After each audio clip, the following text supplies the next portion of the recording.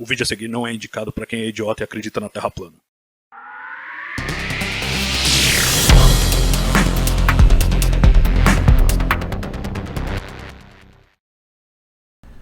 Pela primeira vez, um planeta que não seja a Terra tem sua estrutura interna sondada a partir de registros de abalos sísmicos. O alvo é Marte e o sucesso é da sonda InSight da NASA, que chegou ao planeta vermelho em novembro de 2018. O sismômetro 6, sigla para Experimento Sísmico para Estrutura Interna, desenvolvido no Instituto de Física Terrestre de Paris, seria instalado por um braço robótico diretamente na superfície de Marte, e então protegido por uma capa, para reduzir o impacto de vibrações da atmosfera sobre as medições.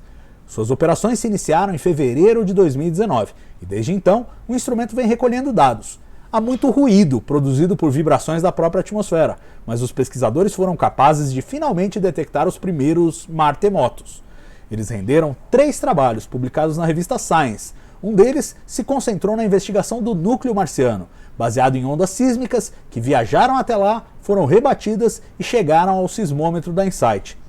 Os pesquisadores determinaram que Marte tem um núcleo metálico de ferro-níquel líquido, a exemplo da Terra, mas que é proporcionalmente bem maior. Com um raio de aproximadamente 1.830 km, ele vai até praticamente o meio do caminho até a superfície. Em compensação, a despeito do tamanho, é bem menos denso que o terrestre, o que faz os pesquisadores sugerirem que deve haver uma proporção relativamente maior de elementos mais leves, como enxofre. O segundo artigo se concentrou nas ondas sísmicas que poderiam revelar detalhes sobre a estrutura do manto de Marte. Em vez de rebaterem no núcleo, elas viajaram diretamente do epicentro dos martemotos até o sismômetro, e os pesquisadores determinaram que elas sofrem uma redução gradual de velocidade entre 400 e 600 km de profundidade, revelando a possível divisa entre a litosfera, a camada superior, e o manto. O terceiro se concentrou na investigação da crosta marciana, a parte superior da litosfera. De acordo com ele, os dados da InSight são consistentes com 2 modelos, um que indicaria uma profundidade local da crosta de uns 20 km e outro 39 km.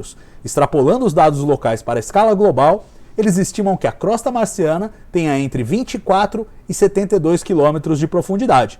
Os trabalhos oferecem a primeira chance concreta de comparar 2 planetas rochosos do nosso sistema solar, Terra e Marte. Sua estrutura interna é resultado direto dos processos que levaram à sua formação e da história que tiveram nos últimos 4,5 bilhões de anos, desde que surgiram da nebulosa solar.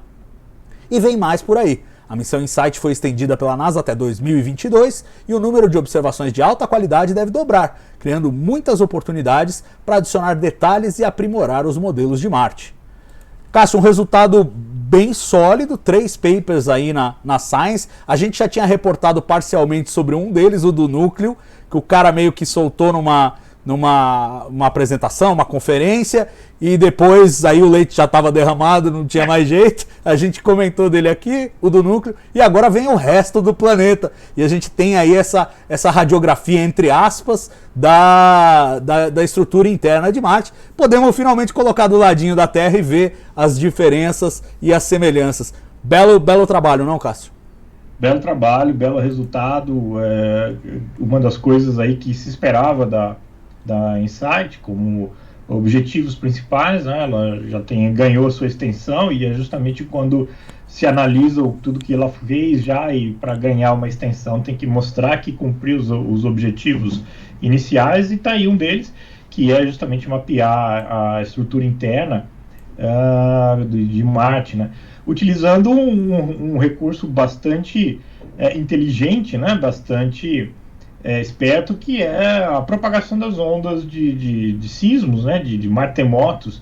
A gente faz muito isso aqui na Terra, os geólogos fazem muito isso na Terra, analisando também como é que é a propagação, porque essas ondas são ondas mecânicas, né, que vão mudando de direção, sofrem refração, sofrem reflexão, e isso muda a velocidade de propagação, muda vários outros aspectos, e quando ela atravessa diversas camadas diferentes, né? Então, para cada camada diferente você tem um efeito, são 2 tipos de ondas, inclusive, analisados, e com isso você consegue reconstruir, né, esses padrões, assim, analisando matematicamente, você vai vendo qual é a mudança de terreno, de camadas durante a viagem aí das ondas até o detetor.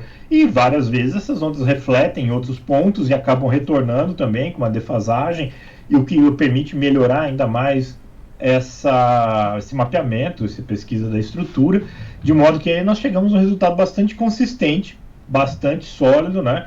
Por causa dessa metodologia que ela é bem segura, né? Não tem grandes truques aí matemáticos ou mesmo de física, baseados numa física muito básica, você tem resultados bem sólidos, né?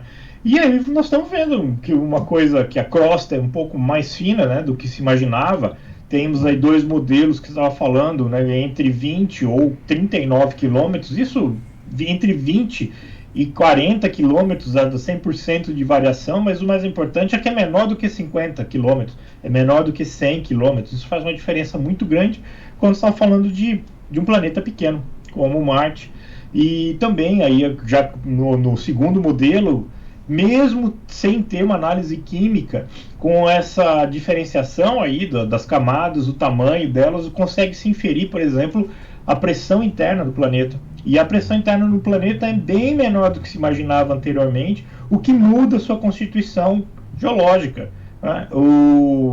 Tem ali, aqui na Terra, com as pressões imensas que tem nas camadas mais internas, tem um tipo de minério que vai faltar agora em Marte, justamente porque não atinge as pressões para se formar. E tem um derivado das olivinas, que são devem ser mais abundantes em Marte do que essa outra, né, que exige a pressão, justamente porque o ambiente não vai favorecer a formação do mais pesado, e sim desse mais leve. Então você vê que aí a gente vai extrapolando, né? Mesmo sem ter uma análise química, de ter um laboratório de mineralogia, a gente começa aí a separar os possíveis casos de eventos de formação de minério, de formação rochosa, a partir dessas informações só através de abalos sísmicos registrados pela InSight. A InSight é uma estação geofísica, e é bom lembrar que ela também já está entrando aí nos últimos tempos de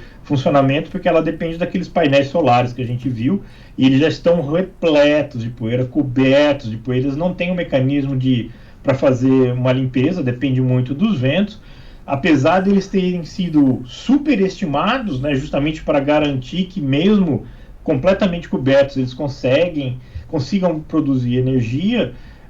Já tem um déficit considerável, e se continuar nesse mesmo esquema, em breve não vai conseguir suprir todos os equipamentos, eles vão ter que começar a desligar, e enfim, ela vai acabar tendo que ser desligada por falta de energia. Agora, tem 2 coisas que me chamam a atenção. Primeiro, assim, é que isso foi feito com um único sismômetro, e certamente se eles tivessem outros no planeta, eles teriam uma resolução maior para aprimorar ainda mais esses resultados e fazer uma medida mais concreta. E a outra coisa é o contraste entre modelagem e resultado real em solo, né? Porque assim, muito se fala de modelagem, você pega lá a densidade do planeta, ou seja, a massa, o volume, tenta calcular a estrutura interna, o pessoal brinca muito com exoplanetas disso aí, né? Pega lá a densidade, que é a única coisa que dá para saber nesse momento, não dá para saber composição, não dá para saber nada, e calcula e meio que modela a estrutura interna. Marte, que é muito mais conhecido do que isso, você não tem só a densidade, você tem um monte de outros parâmetros, você sabe onde foi formado, você sabe a composição, você tem um monte de informações, ainda assim tem um espaço enorme para surpresas entre uma modelagem sem esses dados sismológicos e agora a que vai ser feita aperfeiçoada baseado nesses dados. É pra gente pegar tudo que eles fazem aí de simulação de estrutura interna de exoplanetas e jogar tudo no lixo, que não vale nada, Cássio? Não.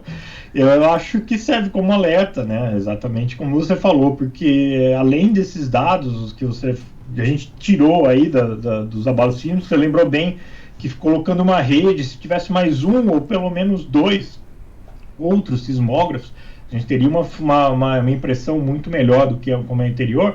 Mas além disso, tem que lembrar também que eles fazem medidas aí da densidade do planeta, não só baseado no cálculo de massa sobre volume, que dá para fazer, mas com as diferenças, né, gravimétricas nas ondas de rádio, né? conforme vai passando em determinado ponto, eles vão vendo qual é a diferença de frequência em que ocorre por causa do efeito da gravitação, né, que é maior ou menor em determinado ponto, que tem mais massa do que o outro ponto. E as ondas são analisadas aqui na Terra quando chegam com essa pequena diferença. Isso foi feito muito com os dados da Cassini, que era o jeito que eles tinham para tirar a velocidade da nave e depois para fazer essas medidas do constituinte interno.